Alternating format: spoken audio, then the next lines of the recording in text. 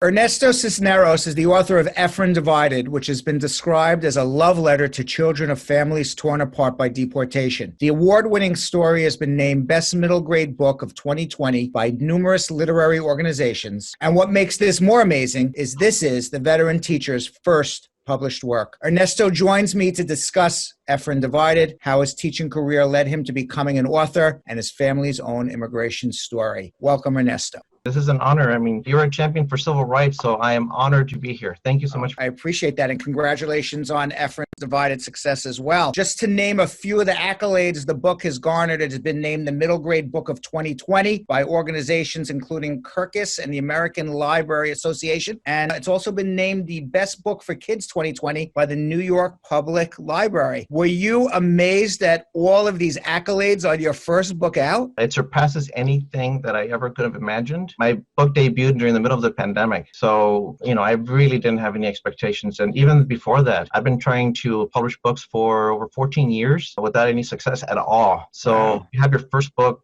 come out like this. It's been very surreal and just amazing. You say you were trying to get published for the last 14 years. You've had other books and ideas. I was that one kid in the back of the classroom that I was always daydreaming. And when I became a teacher, my students were the ones that encouraged me. They're like, these stories are really good, because I would write stories along with them. And I wanted them to see not just the successes, but how difficult it was too. So I would just share my stories, like, see how bad the story is? Let's fix it together. And I used it as part of the writing instruction. And they kept encouraging me, saying, these are really good. You really should publish these. And so I've been teaching for 25 years. What grades are you teaching? Middle school, 7th and 8th grade.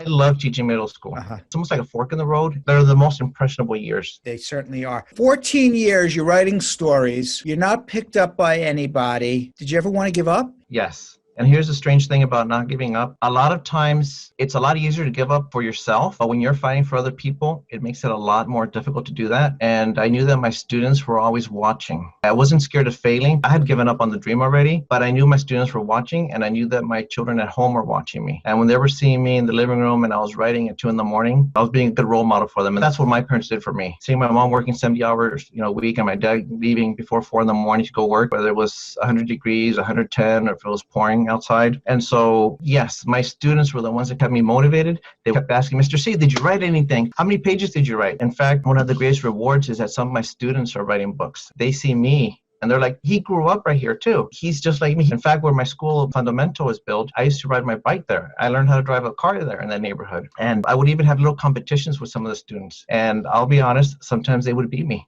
They'd come back and they'd have 6 pages written over the weekend, and I would show up with my 2. That was one of the biggest thrills of the writing experience. What is Efrén Divided about? It's a story about a 12-year-old boy whose life is turned upside down when his mom is deported, and he's left fending for himself and for his little brother and sisters, Max and Mia. I hope that his mom will somehow be able to come back to him. And so he's pretty much taking care of his siblings, which is something that I've seen throughout my years teaching.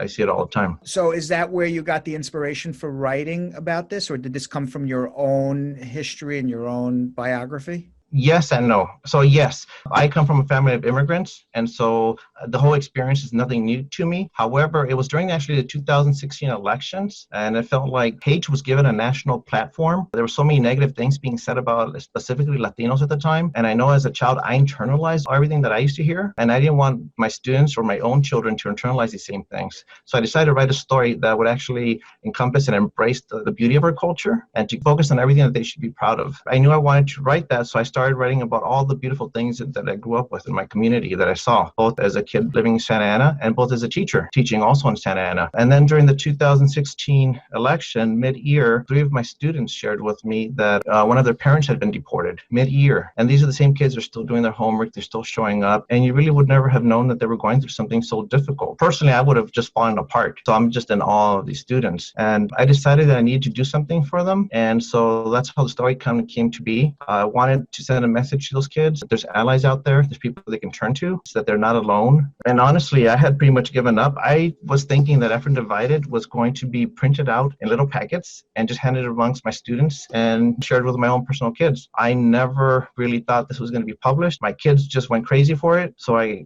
contacted my agent. I'm like, I wrote this little story about an immigrant family and an immigrant experience. I don't think there's a market for it. I don't think anybody would want to read this, but take a look. And and my agent, Deborah Warren, fell in love with it. By the way, this was after about 6-7 years of submitting and not getting any bites on anything. 2 weeks later, we received an offer from HarperCollins. Wow. So that's persistence. What is the success of this book meant to you, not just professionally, but personally as well? Well, professionally, I don't really like accolades. I'm kind of a shy person, but the success, what it means to me is that, like the title kind of indicates, Efrén Divided, it's the way that I was feeling at times growing up. And I always felt very divided from the country. And then especially during 2016, I just feel like at times it's very difficult to love a country that doesn't love you back. And so I felt very, very divided and very split in that aspect. Is that what you meant when you said that you internalized a lot of the rhetoric? Yes, I did. And looking back, this is something that I was aware of as a child, but looking back, my entire family was a family of service. And what I mean by that is that my parents and my uncles and my cousins, everybody who I saw, we cut grass, we washed dishes,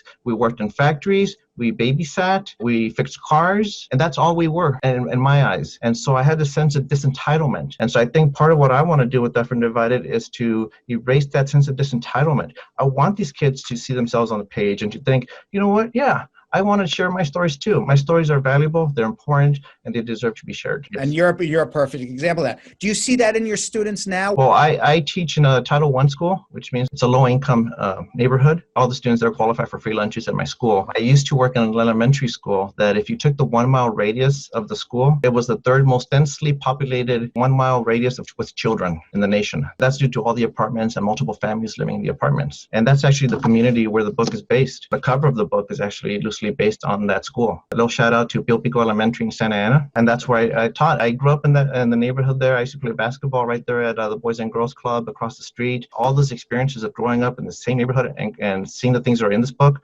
they're all in there. You said that you were the first generation born here. Where did your parents come from? My parents came from Michoacan, Mexico. And when they were very young, my dad and my mom decided they wanted to change the trajectory of where their lives were because there weren't too many opportunities there where they were living. And my dad had heard about the American dream. And so he had this itch and this burn, and he knew it wasn't going to go away. He was able to secure a tourist visa, and he came over and he worked really hard. I believe he began washing dishes, and then he got a job at a golf course cutting grass there. He was such a good employee that they offered him a position, and he saw a future for himself that he wasn't seeing in Mexico.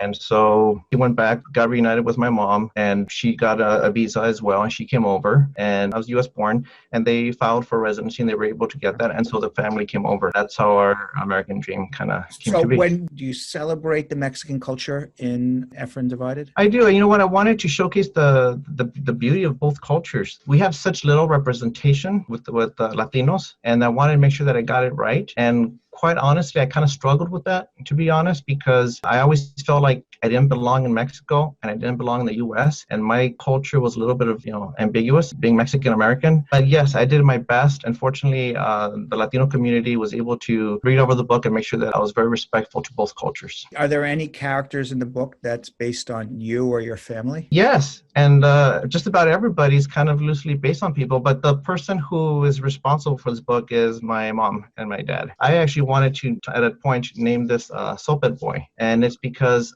growing up, I would always see how amazing my parents were. I never got up in time to catch my dad go to work. He'd be up, if I got up at 4 a.m. and I'd be looking for my dad, he'd be gone already. And my mom would always be impressed with me that she worked in the factory about 70 hours a week, which is just ridiculous.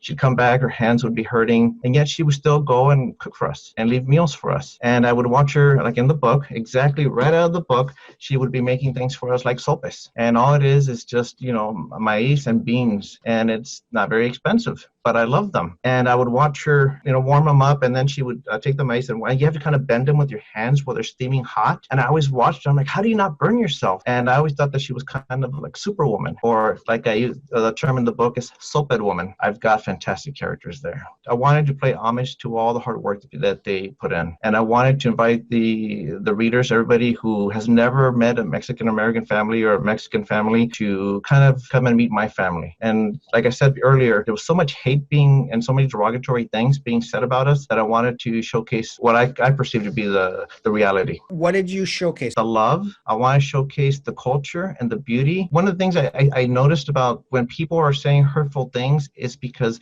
it's really easy to hate people you don't really know very well. And I wanted to show that we all have so many things in common. And who who here wouldn't do anything they can to help better the lives of their family members? Who here doesn't have fond memories of their parents and them being their role models? And I think it's the love and the sense of community, but I also wanted them to have a sense of pride. How do you not honor people like that in your books? I mean, you're talking about trying to come up with good characters. Obviously, Efren's divided because he has a parent who gets deported. What else was he divided about? It was actually, like I said earlier, that I felt it's really difficult to love a country that doesn't love you back. And the character in the book is actually listening to everything that's being said. And the timeline for the book, although it's not specifically stated, it is 2016. It is during the elections. And all the things that were being said, he was hearing. And so it's hard not to internalize those things. So a lot of people, the way the election goes, they think it's just a preference, a political preference. But when you're a person of color, that's not what it's like to us. It's a rejection of who we are as people of color. Was it difficult to write about all of this to such a young audience? Well, as an author, I think it's our responsibility. You don't just expose children to these themes. They were living these things and they were seeing it in the media. And I was sitting in the classroom and I was watching in the community. My responsibility as the author is to help them navigate the topic. And that's what I was trying to do as positively as I possibly could. I wanted the story to be true to itself and to focus on the love of the community, the love of the family,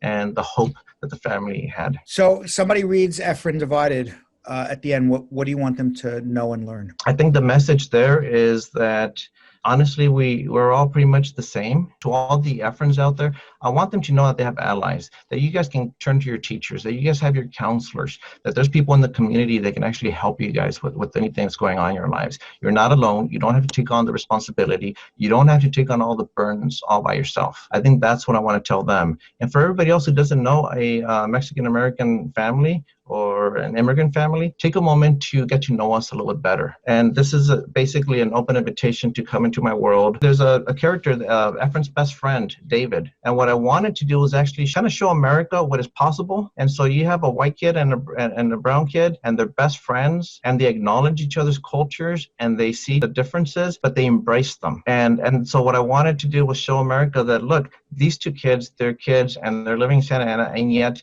they connect and they're pretty much like brothers. And I don't see why we can't do the same. And I wanted to let them be role models for everybody else and for what can be in this country. So does the book have a hopeful ending? Without giving away too much, the trickiest thing about the book, because from the very beginning, I knew exactly how it had to end. And that's because I could not imagine being a student in a class. And imagine experiencing something like Efrén Nava does here in this book. And imagine that the ending is perfect and that everything works out perfectly for everybody. Could you imagine how hurtful that would be to that child? And you look in the mirror and you're thinking, why am I not worthy of this ending? Why is my life different? And so one of the things I wanted to do was I wanted to be completely honest with those children, but definitely the story ends up in a very hopeful way. And hopefully I didn't give away too much. Right. Yeah, because deportation is not a hopeful experience. It's a separation of families, especially for children growing up now without one or maybe both parents. Where can people learn more about you and Efrén Divided? Oh, they can go to my website, ErnestoCisneros.com. People could go to indiebound.org, and that's powered by Bookshop. And you just type in your zip code, and they'll let you know of all the local independent bookstores available in your area. Lastly, did you reach your American dream? Growing up with a sense of disentitlement, this is beyond anything I could have imagined. So I kind of want to say yes in a personal way. But I want to see the American dream afforded to everybody, regardless of their race, sexual orientation, or anything. Ernesto Cisneros, congratulations. Your first published book with all these awards and accolades, author of Efrén Divided. Check it out at your local independent bookstore. And thank you very much for coming on. Thank you so much. It's been an honor to be on your show. Thank you. And thank you for all that you do. Seriously, from the bottom of my heart. Thank you.